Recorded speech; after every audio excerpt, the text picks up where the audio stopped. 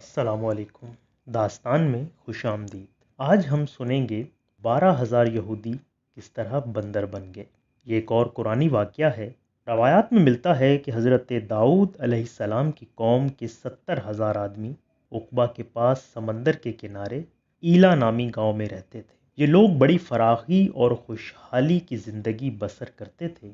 اللہ تعالیٰ نے ان لوگوں کا اس طرح سے امتحان لیا کہ سنیچر کے دن مچھلی کا شکار ان لوگوں پر حرام فرما دیا اور ہفتے کے باقی دنوں میں شکار حلال فرما دیا، مگر اس طرح ان لوگوں کو آزمائش میں مبتلا فرمایا کہ سنیچر کے دن بے شمار مچھلیاں آتی تھیں اور دوسرے دنوں میں نہیں آتی تھیں۔ تو شیطان نے ان لوگوں کو یہ ہیلا بتا دیا کہ سمندر سے کچھ نالیاں نکال کر خشکی میں چند حوض بنا لو، اور جب سنیچر کے دن ان نالیوں کے ذریعے مچھلیاں حوض میں آ جائیں تو نالیوں کا منہ بند کر دو اور اس دن شکار نہ کرو، بلکہ دوسرے دن آسانی کے ساتھ ان مچھلیوں کو پکڑ لو۔ ان لوگوں کو یہ شیطانی ہیلا بازی پسند آ گئی اور ان لوگوں نے یہ نہیں سوچا کہ جب مچھلیاں نالیوں اور حوضوں میں مقید ہو گئیں تو یہی ان کا شکار ہو گیا۔ تو سنیچر ہی کے دن یہ شکار کرنا پایا گیا جو کہ ان کے لیے حرام تھا۔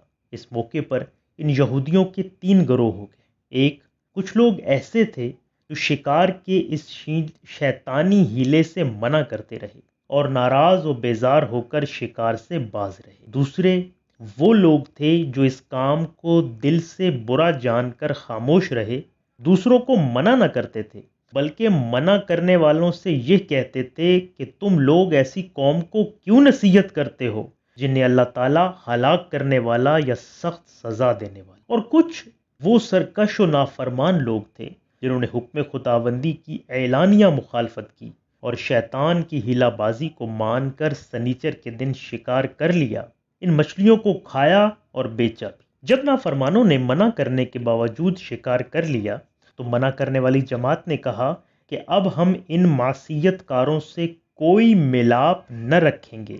چنانچہ ان لوگوں نے گاؤں کو تقسیم کر کے درمیان میں ایک دیوار بنا لی اور آمد و رفت کا ایک الگ دروازہ بھی بنا لیا۔ حضرت داؤد علیہ السلام نے غضبناک ہو کر شکار کرنے والوں پر لعنت فرما دی۔ اس کا اثر یہ ہوا کہ ایک دن خطا کاروں میں سے کوئی بھی باہر نہ نکلا۔ تو انہیں دیکھنے کے لیے کچھ لوگ دیوار پر چڑھ گئے تو کیا دیکھا کہ وہ سب بندروں کی صورت میں مسخ ہو۔ اب لوگ ان مجرموں کا دروازہ کھول کر اندر داخل ہوئے تو وہ بندر اپنے رشتہ داروں کو پہچانتے تھے اور ان کے پاس آ کر ان کے کپڑوں کو سونگھتے تھے اور زارو زار روتے تھے، مگر لوگ ان بندر بن جانے والوں کو نہیں پہچانتے تھے۔ ان بندر بن جانے والوں کی تعداد 12,000 تھی۔ یہ سب 3 دن تک زندہ رہے اور اس درمیان میں کچھ بھی کھا پی نہ سکے، بلکہ یوں ہی بھوکے پیاسے سب کے سب ہلاک ہو گئے۔ شکار سے منع کرنے والا گروہ ہلاکت سے سلامت رہا، اور صحیح قول یہ ہے کہ دل سے برا جان کر خاموش رہنے والوں کو بھی اللہ تعالیٰ نے ہلاکت سے بچا لیا۔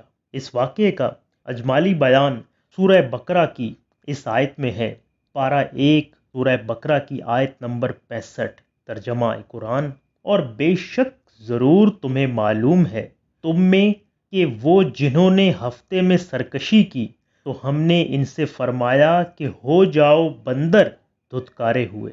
اور مفصل جو اس کا واقعہ ہے وہ سورہ اعراف میں ہے، جس کا ترجمہ کچھ یوں ہے: اور ان سے حال پوچھو اس بستی کا کہ دریا کے کنارے تھی، جب وہ ہفتے کے بارے میں حد سے بڑھتے، جب ہفتے کے دن ان کی مچھلیاں پانی پر تیرتی ان کے سامنے آتیں، اور جو دن ہفتے کا نہ ہوتا نہ آتیں۔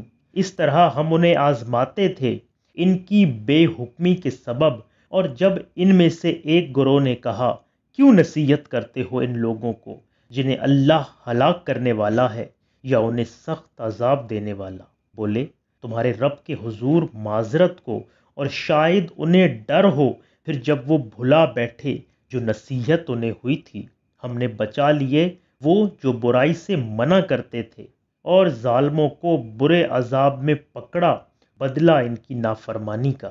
اور جب انہوں نے ممانعت کے حکم سے سرکشی کی تو ہم نے ان سے فرمایا ہو جاؤ بندر، دھتکارے ہوئے۔ یہ پارہ 9 سورہ اعراف کی آیت نمبر 163 تا 166 کا ترجمہ تھا۔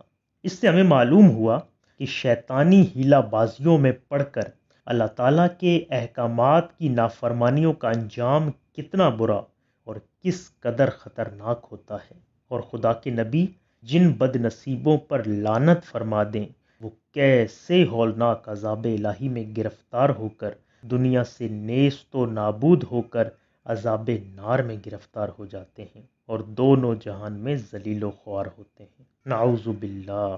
اصحاب ایلا کے اس دل دہلا دینے والے واقعے میں ہر مسلمان کے لیے بہت بڑی عبرتوں اور نصیحتوں کا سامان ہے۔ کاش اس واقعے سے مسلمانوں کے قلوب میں خوف خداوندی کی لہر پیدا ہو جائے اور وہ اللہ اور رسول کی نافرمانی کی پگڈنڈیوں میں بھٹکنے سے منہ موڑ کر صراط مستقیم کی شاہراہ پر چل پڑے اور دونوں جہانوں کی سربلندیوں سے سرفراز ہو کر اعزاز و اکرام کی سلطنت کے تاجدار بن جائیں۔ اسی طرح کے قرآنی واقعات کے لیے ہمارے چینل کو سبسکرائب کیجیے اور ہماری اس ویڈیو کو لائک کیجیے۔